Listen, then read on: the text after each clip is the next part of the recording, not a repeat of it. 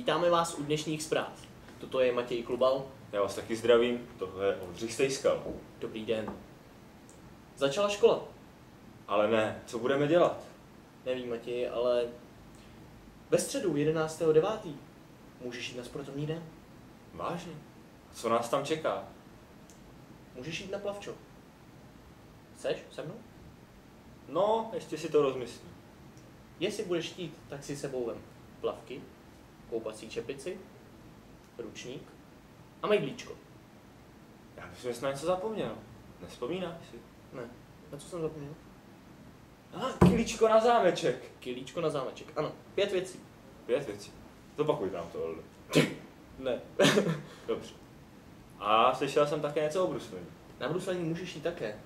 S sebou si vem věci na bruslení. To je zajímavé, to je zajímavé. A co taková atletika? Slyšel jsem, že jsi tady minulý rok konala. Tady ne. Konala se na Davicích? Davicích, jo, takže s sebou mapu, protože my jsme to hledali asi hodinu a půl. To už si A radši je. nepamatuju. Tak to já si to pamatuju moc dobře. Jinak s sebou oštěpy, koule a fanoušky do baťů.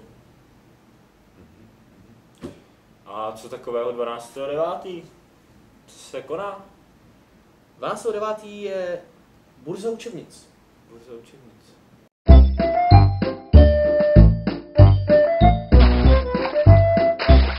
Nova kolekcija za ovu jesen Ciciban. Následují další zprávy. Co se děje poté, Oldo? Druhá dceru na výlet. Vrátím na výlet. Jeďte. Jeďte. A já jsem slyšel, že jsou tady nějaké zprávy pro prvačky. Ano, máme zprávy pro prvačky. Přineste fotky panu profesorovi Rajovi. To je tenhle. Mám taky. Aha, no taky. A nějaké doporučení na závěr? Oldo, máš tady pro nás. 25.9. od 17 hodin. Víš, co se děje, Matěj? Netuším, ale osvětli nám to. No, jeďte někam s rodinou za hranice nebo ještě do kina na jídlo, protože... Co je? Tak nejspíš třídní schůzky? Ano, jsou třídní schůzky. Tak jsem si to typil Takže správně. zamknout rodiče ve sklepě.